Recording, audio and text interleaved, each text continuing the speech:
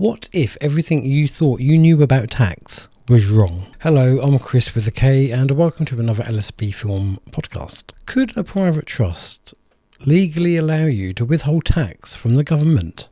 Is taxation really compulsory like we've all been led to believe? And could trusts provide a lawful way to challenge the funding of war? In this episode, I sit down with anti-war campaigner Chris Coverdale, who argues that trusts are one of the most powerful legal tools we have. We explore his interpretation of tax law, corporate trusts, council tax, VAT, and why he believes millions are unknowingly funding actions that they would never personally support. Whether you find these ideas controversial or compelling, this conversation is bound to raise a few eyebrows. So, without further ado, let's get into it. Are you concerned about all this corruption being rebranded as conspiracy theory? Well, don't you worry. Sit back and relax and join in the conversation with today's guest. Welcome to another LSB Film Productions podcast with your host, Chris Brooks. So yes, it's fantastic to have you on the show. A good friend of mine, Jeff Norton, has been saying, "Oh, you've got to get Chris on. You've got to get Chris on. You've got to get Chris on." Okay. So thanks, Jeff. Here's Chris, and welcome to the show. It's lovely to have you here. Thank you very much, Chris. My absolute pleasure. So what would you like to discuss? Well, basically, what I'm about is I call myself an anti-war activist and peace campaigner, and my background is such in behavioral science, or should I say behavioral engineering, that one needs to focus on solutions. And I find in the current days, there's an awful lot of people who know what some of the problems are and discuss the causes of the problems and so on, but very few who are focused entirely on the solutions. What can we do about it to create a better world? I mean, move us away from the tyranny and into a true democracy. And so really that's what I've been focusing on for many years. In particular, the systemic causes of the behaviors that just don't seem to be human at all. What is it that causes our leaders to take us to in the most appalling wars, which in fact are just really mass murder and genocide? And a rich man's game. Yeah. And so in 2002, we had just gone to war with Afghanistan, and I was pretty horrified by what was going on and started to look at the laws of war because Tony Blair was threatening us with the war with Iraq. And I thought, this is horrendous. We promised, as far as I remember, never to wage war and to settle all disputes peacefully. And yet here we are, war after war after war. And we're not abiding by the international agreements we made with the rest of the world. Never to threaten or use force, never to wage war. And so it was appalling. Anyway, so I started to look at the detail of it. And that's when I started to understand I found out about the General Treaty for the Renunciation of War in 1928, where after the First World War, everybody had said, we cannot do this again. We must stop it. And 17 or 18 of the big nations in 1928 agreed the General Treaty to renounce war and to settle all disputes peacefully. Mm-hmm. It was called the Kellogg-Briand Pact. I don't know if you've heard about that, but anyway, it was the most important law at the time, if you like. Now, unfortunately, in the Second World War, we breached that, and so did Germany and America and all the other nations that got involved in the Second World War. And so what that led to was the signing of the UN Charter. One of the things that we said was we've got to get these laws tightened up to ensure that it doesn't happen again. And so they set up the UN Charter. And on reading the UN Charter, I found that we had made a whole range of agreements in the UN Charter, which is the laws agreed by the whole world, never to wage war and to settle all disputes peacefully. And so I started to get concerned about the whole thing. And with 2 or 3 other people, we tried to take a case to the High Court to stop the upcoming war with Iraq. Unfortunately, that didn't work. And so Tony Blair took us to war with Iraq, and the mass murder and genocide continued. I didn't know at that time that the warfare equated to genocide, but I discovered that later. But it was just as horrifying, the fact that it really we were murdering people for no reason at all. On the sort of assumptions. I mean, the Afghanistan war was that we were supposed to be we were Looking fighting for weapons of mass government destruction, wasn't it? It was, and That was the absolutely. original.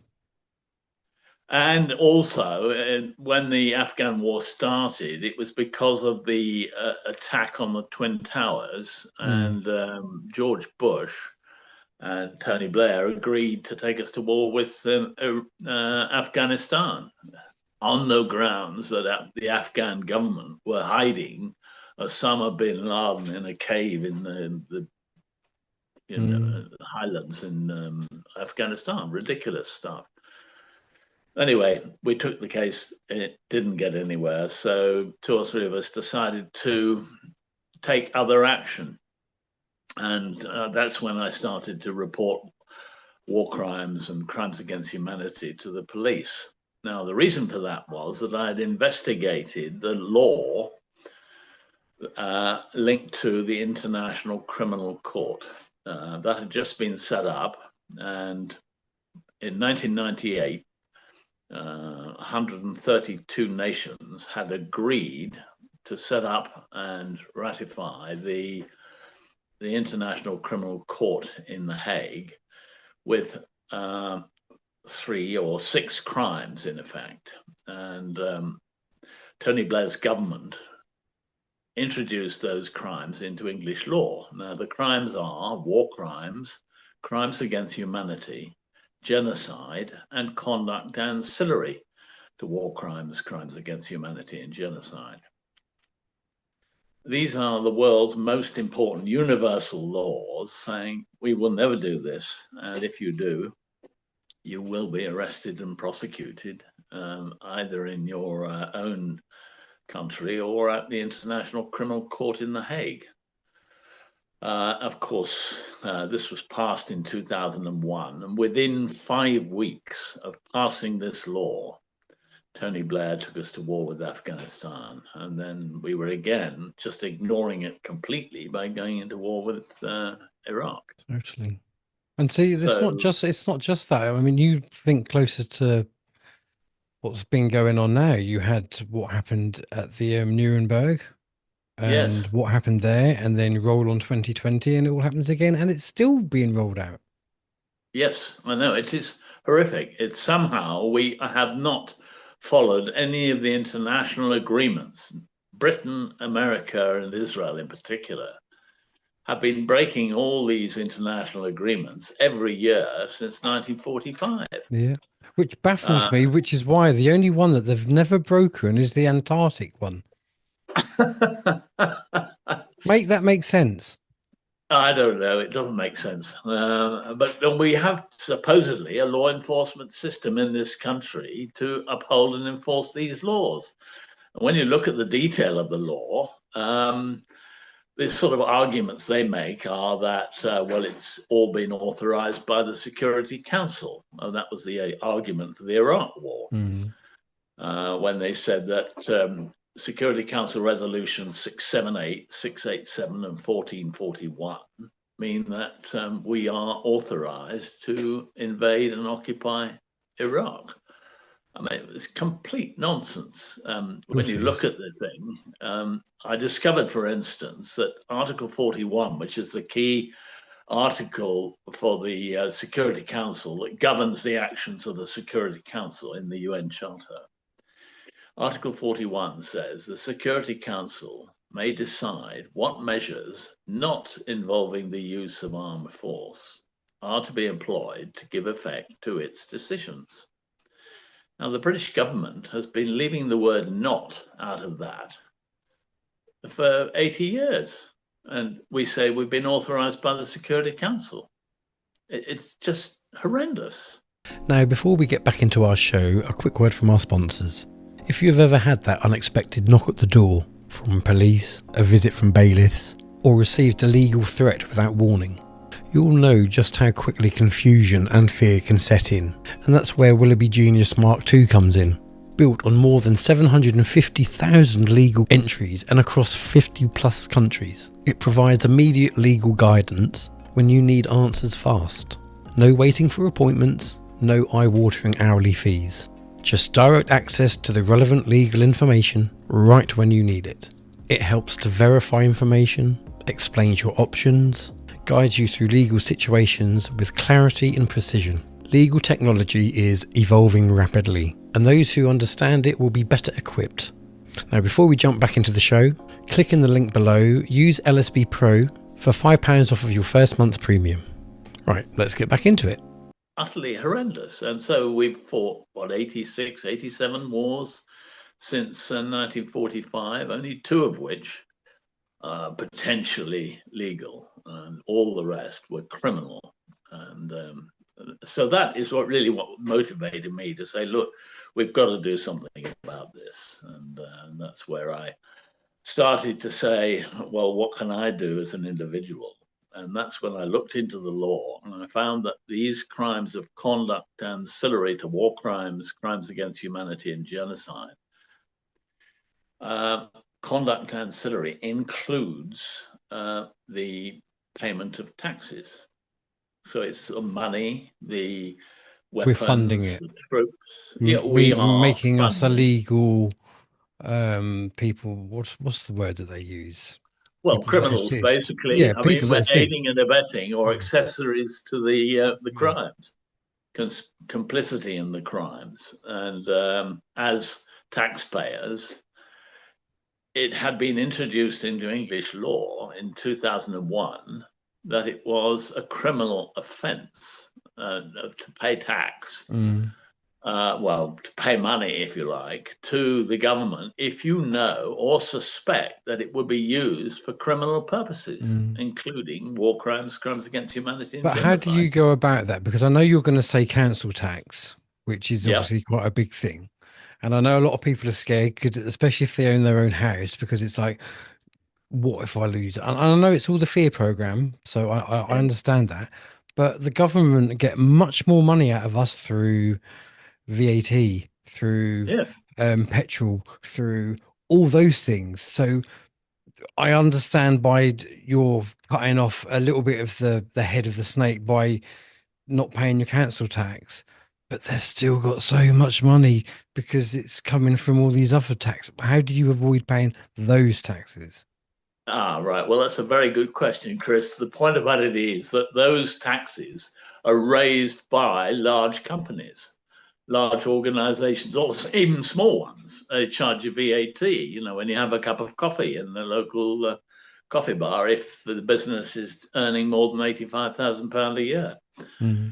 Now, every time you pay VAT for a cup of coffee, I mean, it may be 50p VAT on a couple of cups of coffee. You know that 7 or 8p of that is going directly into the Ministry of Defence to fight more wars, to murder innocent men, women, and children. And it's that problem that I've been trying to address. How do we stop people charging VAT? How do we stop PAYE and national insurance contributions going from employers to the revenue and customs? Because overall, it's about between 90 and 92% of all taxes, income to the government, are going through large organizations and not directly from us as citizens. See, now the pay one, it depends it depends on how brave people are to step out of the norm and what they know. But for example, employers, instead of having employees, you could just hire people as self-employed persons, so they'd sort their own taxes out. So all you're doing is you're paying them a what do they call it, a contractor wage, and then Yes. it's down to the individual to do all That that. long term, That's one way. absolutely, that's a long-term solution, which I would suggest for everybody in this country in future. In a true democracy, we need to get rid of employment and have self-employment for everybody. And you organize your own contracts with your employers, if you like, with the businesses that you are working with in order to make, earn a living and so on. But that's long-term change that we've got to go for. But meantime, the simple way is to put the money in trust. And this is the area that I have investigated and worked on for many years, is how do our leaders manage to escape paying taxes? They put all their money in the Cayman Islands or wherever, Guernsey, Jersey, the Isle of Man, these tax havens. The And they irony put of it their in. comment of saying, "You will own nothing and be happy." That's what they do. They don't own it. They No, just get to exactly. use it. And that is precisely the issue that we need to use for ourselves. And so you don't have to be rich to set up a trust. So what I've been doing is since, I stopped paying tax in 2003, and for 10 years, Really, that long? council tax that was, because I realized every time I was paying it, I was contributing to war and mass murder. Now, most people say, well, surely council tax just goes to local things. It doesn't go into war and so on. That's incorrect. It all goes straight away into what's called the consolidated fund. Communities get That back about 40% of what is given, don't they? It's about 40%. Well, it varies and not enormously depending on the wealth of the particular area which the council governs, and some towns are very poor and have to pay out huge amounts for benefits and so on, and other ones are quite rich and get by. But so every year what happens is the money goes into the consolidated fund, and then a grant is given back by the Ministry of Local Housing and Local Government, whatever it is, to each council to cover all their expenditure that legislation requires them to make. So that's the process. So first of all, 100% of your council tax goes into the consolidated fund. And then 10 to 15% of that goes to pay for war. 5 to 6% goes to the Ministry of Defence. And that was, £60 billion last year. And on top of that, we spend 100 or more than 100 billion a year on repayment of loans from the Bank of England and the banks for fighting past wars. And it's the interest on loans, which is the biggest section. So in total, it's 160 to 170 billion pounds a year goes into past, current, and future wars, mass murder and genocide. And it's that really is, it's just, we've got to do something about it. So that's what stimulated me to say, right, let's use the systems they use against us, against them. And the key one we can use is the system of trust. Now, when you put money in trust, you've had sessions on trust, I think. I've had the wonderful Josephine Wolo on, and her book sits there. Oh, right. Yes. I haven't done one yet. I will admit I haven't done one yet. After this session, it's something that needs to be done. Yeah, after this session, I can recommend downloading it from our website, and you have a taxation trust ready to set up and operate for you without cost. So you don't have to go to solicitors or anybody else. You just download the forms, and you will then be able to set up your own taxation trust. Now, all taxation, instead of paying it to the government, directly or indirectly, you can put it in trust for the government on condition that not a penny of it will be used for criminal purposes, and every penny of it will be used for lawful purposes decided by the people, not by the government. For the betterment of society. Well, for whatever you choose, which you choose is needed in your local area, if you like. You may need to redo a hospital or, have a new school or whatever it is. But these are the sorts of things that it should be down to you to choose how to spend your money, not allowing the Chancellor of the Exchequer and the Prime Minister to say we're going to fund the war in Ukraine or support the genocide in Gaza or the Yemen or any of the other countries that we are constantly attacking. See, ages ago, we once talked about, as in the Thetford Council Watch, our little group, we once talked about, what about if, like, community, so like everyone on my estate, we all paid into a kitty to keep the place running and nice and services and whatnot. And every community does that for their own community. So you're not taking from this big pot, you're literally providing for your own. The same with farming. Stop farming for the country, start farming for your communities. But yes, absolutely. Now that's very easy to organize. So that you ask the question of what can we do about the 92% of taxes that goes through organizations rather than through the individual. And it's just as easy for an organization to set up a taxation trust as it is for an individual. So the company directors can take your PAYE and national insurance contributions and the VAT money they've collected and put it in a trust for the government. And so that the government can have the money on condition that they meet the conditions of the trust. And that's the key to it, is that they can set up a conditional trust and it only lasts for a short term. So in a company, if your financial year is April to March or January to December, then at the end of December, say, if the government have not met the conditions of the trust and the money is kept by the trustees, then they can ensure that it is paid back to the secondary beneficiaries, not the primary beneficiaries, because they've not met the conditions. The secondary beneficiaries are the employees or the clients or the shareholders of the company who have had to cough up for the taxes, so they get it all back. Now that is a very powerful reason for setting up corporate trusts, and the company directors can be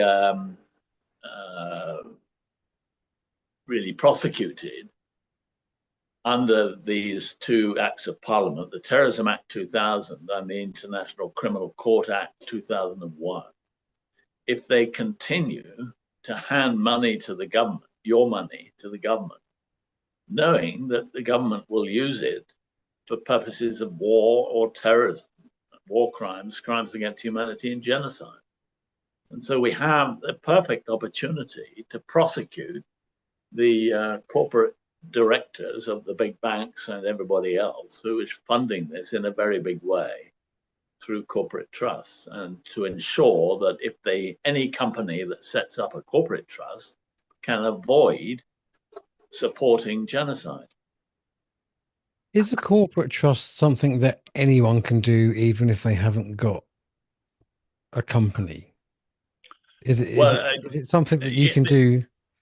You can do it, yes, in a way, with, say, a PMA.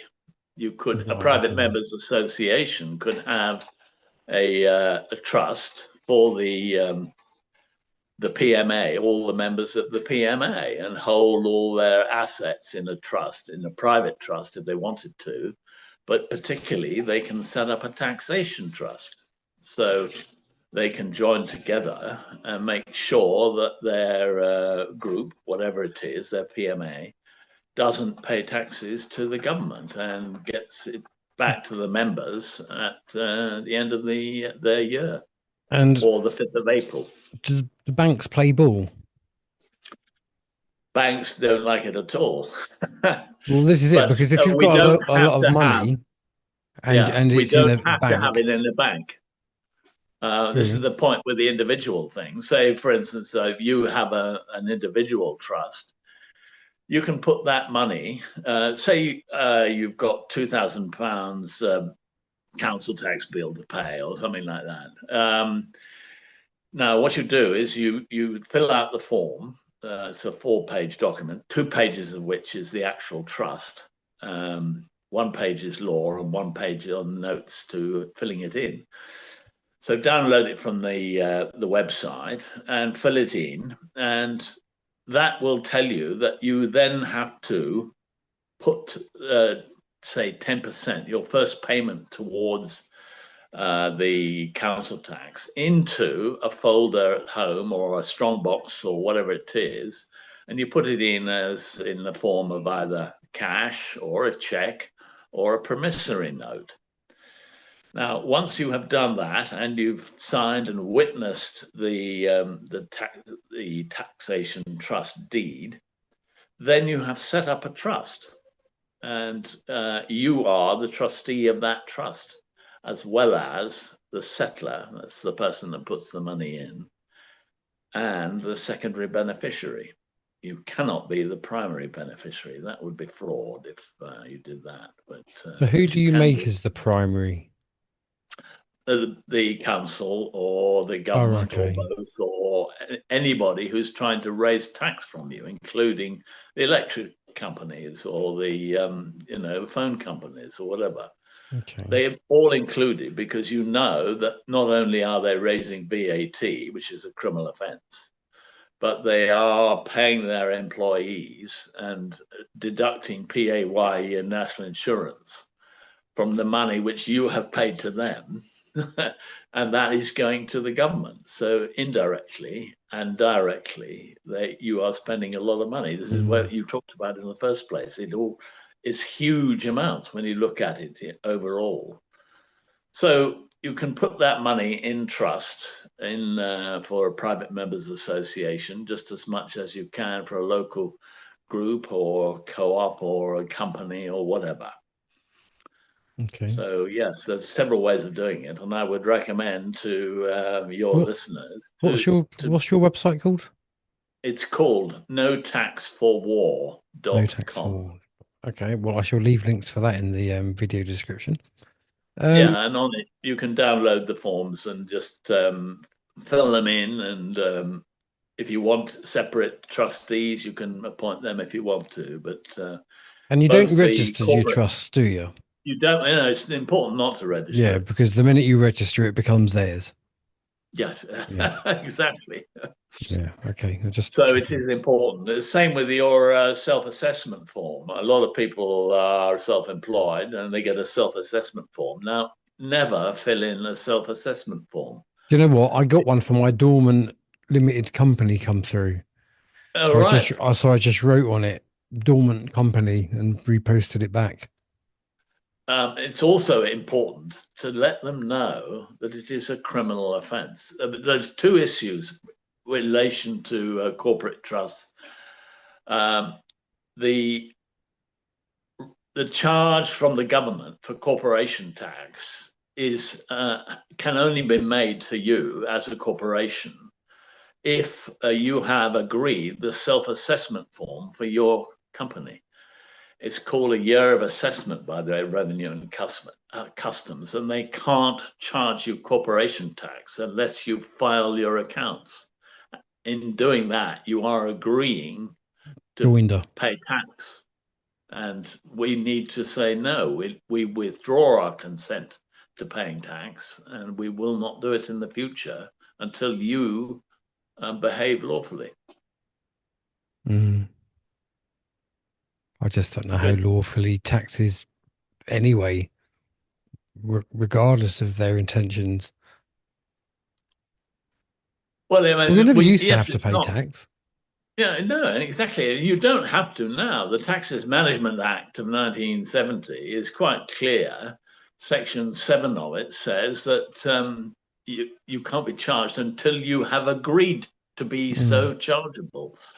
I mean, it's when you look at the language they use in the Taxes Management Act, it's quite clear that they can't charge you, and they make it so opaque and so difficult to understand that hardly anybody in this country understands that it is a voluntary issue. Absolutely. Even on the Internal Revenue and Customs regulations, they say it's voluntary, voluntary returns, Yeah. and yet everybody in the Revenue and Customs says no, it's mandatory, and that's Well, completely mandatory, the incorrect. word mandatory isn't what it means either. We established all these words don't mean what they mean during the COVID period when they were trying to I force it know. down our throat. It's incredible. It really is. I just Yeah, want to pick your brains a bit on, you said that you haven't paid your council tax now since, was it 2001, did you say? 2003, Oh, I just 2003. started stop paying council How tax. easy has that been? Like, have you had the bailiffs at the door? Have you had the court case threats? Have you had all that, or have you used your process that you're doing here to sidestep all that? Very good question. Basically, for the first 10 years, I just stopped paying it on the grounds that it was a criminal offence. And that was in different places in South London. And for 10 years, that seemed to work. I didn't pay it, and they didn't come after me. They sent threatening letters and that sort of thing, but nothing more. I moved to Rye in Sussex in 2013, and then I had problems. I had discovered that a lot of crime was going on within the district council, Rother District Council, and Rye Town Council, and with our MP Amber Rudd at the time. And I did a report to the people of Rye and to the Rye Town Council and Rother District Council, pointing out these criminal activities that were going on. And 10 days after that had gone in, they sent me to prison for 28 days for non-payment of council tax. Willful refusal, as they called it. And I was willfully refusing to commit a crime, but rather than willfully refusing to pay council See, tax. isn't that against the law? Isn't Yes, it it against was. the It was law to unlawful. do prison over taxes? Well, there is the one exception of council tax in this country. It's still a hangover from the old debtors' laws in the 18th and 19th century. And so they do have the power to send you to prison for willful refusal to pay council tax. Now, I mean, the way they did it was totally unlawful. I quoted the I bet it wasn't International even a Criminal. real court. No, it probably wasn't. It was a district judge who sent me to prison, though. And so officially it was the magistrates' court, but why they were dealing with council tax, I have no idea. It's not their remit, really. But anyway, that's the system. Unfortunately, they just pay no attention to the law at all. And anyway, they sent me to prison. So I did, and then they did that the following 2 years. So I was sent to prison 3 years in a row for non-payment of council tax. But after that, I then thought, I've got to find a different way. This is ridiculous. Trying to So do the same thing over and over again using the same logic is the definition of insanity, expecting quite different right. results. Well, I've often been called insane anyway. But anyway, so that's when I started to look into how do they get away with it, and I don't. And that's when I found out about the details of trusts, and I thought, okay, well, let's use a trust to support my non-payment of council tax and other taxes. So that's when I started the process going in 2017. So I haven't been sent to prison since 2017 because this trust process is entirely lawful under the law. The Recognition of Trusts Act of 1982, I think it is, makes it entirely lawful to set up a trust like this and set up any trust, and the government has to abide by the trust deed. Do you see? Do you think that if everyone, I mean, obviously, it'd be great if everyone watching this done that, and there was enough people to make a difference. But do you think that if a lot of people did jump on board doing this, that they would then just rewrite some of the acts?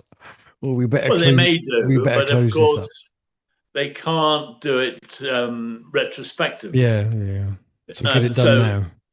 And they've signed up international agreements, you see. Not only is it that they can re-change the law on trust, but more importantly, they can't change the fact that it's a criminal offense to pay money to somebody in this country if you suspect it may be used for the purposes of terrorism or war. Now, those two are the most powerful criminal offenses. For the first time in history, it is a criminal offense to pay tax. Nobody seems to know this, and they have kept it very quiet. But, previously, when there was a revolution or whatever, and the governments were changed, the people who were involved in the revolution, the revolutionaries, were breaking the laws at that time. But now, for the first time in history, we have the law on our side. Section 15 and 17 of the Terrorism Act 2000 and Section 52 of the International Criminal Court Act 2001 make it a criminal offense of aiding and abetting terrorism and war crimes, crimes against humanity, and genocide, if you hand money to the government knowing that they will use it for criminal purposes. It's even a crime in common law.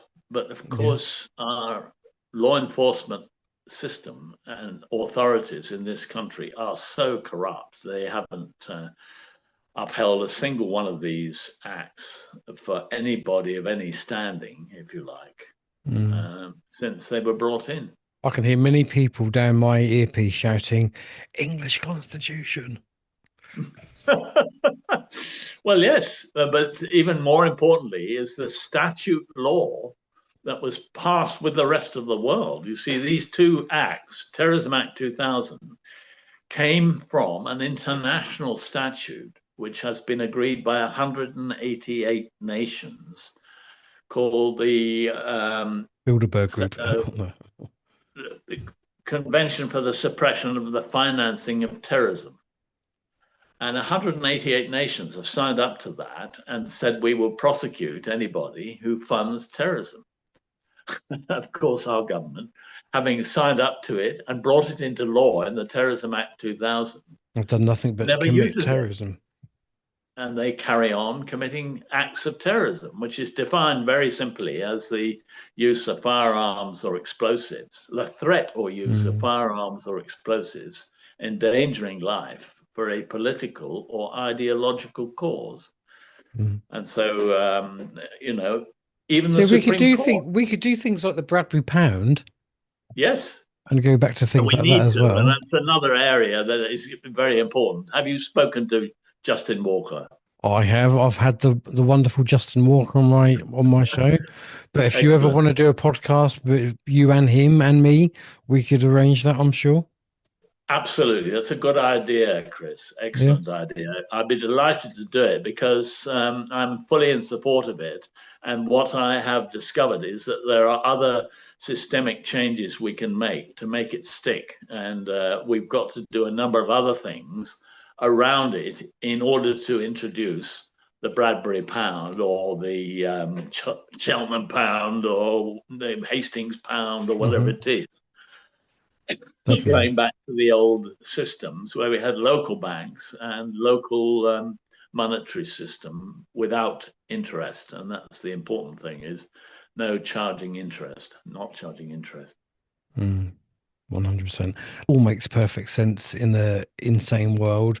So let's just hope that we can start turning this insane world into more of a sane world. People, please go and check out the website, download the forms. The links will be in the video description. Let's start making a difference. But until next love time, to. And absolutely, yeah. as I say, tax rebellion is only one of the main ways in which governments are brought down and we can change what's going on. It's probably the most effective, looking back in history, right back to Magna Carta and so on, where the Magna Carta was founded on the basis of a tax rebellion by the lords and barons at the time, who refused to wage war in Aquitaine, and unless the king agreed to their demands. And 63 demands were put down, and we had 63 new laws in a week back in 1215, some of which lasted right through until very recently. Anyway, so that was the basis for tax rebellion, is that it is the most effective way of bringing about a change, of ending war, of ending mass murder and genocide, and taking back power for the individual. And I think we need to move the power away from the cabinet and the Chancellor of the Exchequer back to each one of us. Well, this is it. We've been inverted. It's always the power lies with the people. The people then go to the councils and say, right, this is what we want to do. Can you get this sorted with government? And then government implement what the people have wanted. But at some point that got turned on its arse, and we operate from an upside down pyramid.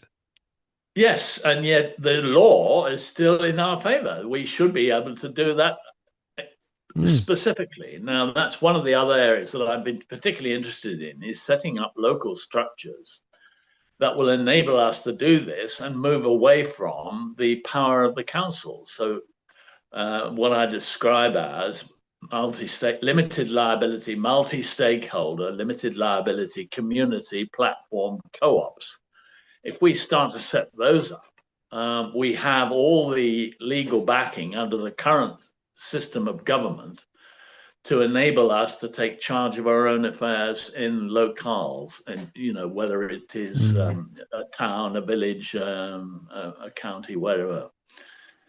So that's one of the issues that we really need to move forward, and that's based on a change in the law in 2014, the Cooperatives and Community Benefit Societies Act, which makes it quite possible for people to set up a structure that is equal in power to those of a large multinational holding company, like Shell or BP or something. The benefit of the new change in law was that you can have corporations or group businesses as members of the co-op alongside individuals. So if you have 100 individuals and 10 businesses as members of your co-op, multi-stakeholder co-op, the businesses only get one vote at the annual general election, so they have less power than the individuals. And there are huge financial benefits, because in a multi-stakeholder co-op, any transactions between members of the co-op are VAT-free. You do not pay VAT on a transaction between, say, your local restaurant and yourself, if both the restaurant and yourself are members of the co-op. So that's this is why big companies. It's a little bit like having a club card. It is. It is exactly that. Yes, and you don't pay VAT on it, and that's the important issue. So if you want to buy a car or something, and your car dealer is a member of the co-op, and you are, there's no membership, no VAT on the car. And that can be a very beneficial, financially beneficial to a lot of people. And every other transaction as well that is covering VAT, if it's between members of a co-op, multi-stakeholder co-op, and you get more and more a petrol station or big furniture store or whatever it is, in the co-op, there's no VAT payable. Now, there's also other financial benefits to this, and that you can, with businesses and individuals in a co-op, you can negotiate very favorable terms with large organizations for mobile phones or anything else and get 20-30% reductions on standard charges and things like that. So overall, setting up a multi-stakeholder co-op in place of your council that really starts to look after the interests of all the local businesses and people in your area, that's the sort of structure that we need to adopt. So that's another area. It may be worth it. I mean, I'm happy to go into more detail about that another time, because the other area we mentioned was upholding and enforcing the criminal law of this country. Now, our leaders have been breaking the laws of war for more than 100 years. And we need to hold them to account. So when we signed and ratified, when the Queen ratified the International Criminal Court Act 2001, making it a criminal offence for anybody, any Briton, to get involved either in genocide or conduct ancillary to genocide, war crimes and crimes against humanity. When that came in, that applies to herself, the monarch, as well as the Prime Minister, every member of the cabinet, every minister of state, every public official, as well as every taxpayer in Britain. So it applies to all of us, every resident of the UK. And it's a very powerful act. Unfortunately, they refuse to implement it. And we must do something about the corruption in the police and Crown prosecution. Well, it has to, I would say it has to start with the judges as well, because so many of the judges are corrupt. Yes, I agree. And if that's if that's your last port of call for justice and they're corrupt, you know the story. This is why we have to go back to the old systems of juries. Yeah. So, yes, they are corrupt. I mean, I discovered that the Supreme Court is corrupt as well. I mean, a good example is the case of Mohammed Gul in 2013, when the Supreme Court had to have a definition of terrorism, and in describing the Act of Parliament, they laid it down and said, this is what Parliament says terrorism is. And they said, Section 1.1 says this, Section 1.2, Section 1.4, Section 1.5.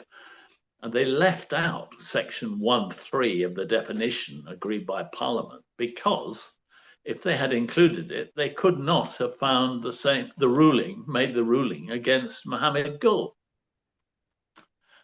Even in the information in the background, they said, well, it appears that the military and quasi-military activities of the British government are terrorism. Mm-hmm. I mean, and this is the Supreme Court, and yet nobody pays any attention to it. And we carry on in the same way. So we have to do something about our law enforcement processes to ensure that our leaders and law enforcers throughout the country actually uphold the laws which we have agreed internally and externally with the rest of the world. Yeah.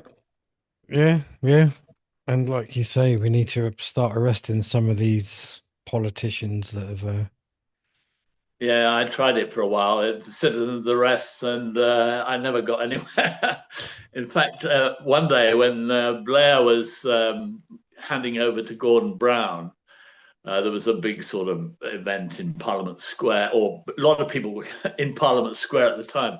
I was down there, and when I arrived at Parliament Square, as I came out of the tube station, two police officers sort of pulled themselves up right beside me, behind me, and they followed me around all day within a yard, if you like, just to make sure that I would not try to do a citizen's arrest.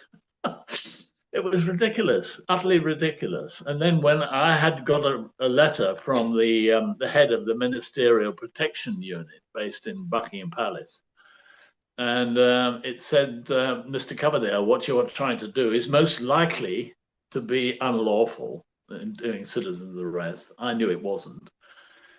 And we'd like to remind you that ministers are accompanied 24/7 by an armed police officer with authority to shoot if he believes his minister's life is in danger. So I thought, well, I better stop this. They can, they knocked off the Brazilian guy. What was it? Jean-Charles de Menezes was murdered by the police shortly after the 7/7 bombings. I don't know if you remember that, but anyway. Is he the one who jumped over the rails? He was going to work on a bus, and they shot him on the tube in Southwell Police. Yeah, vaguely remember Southwell it. Tube Station.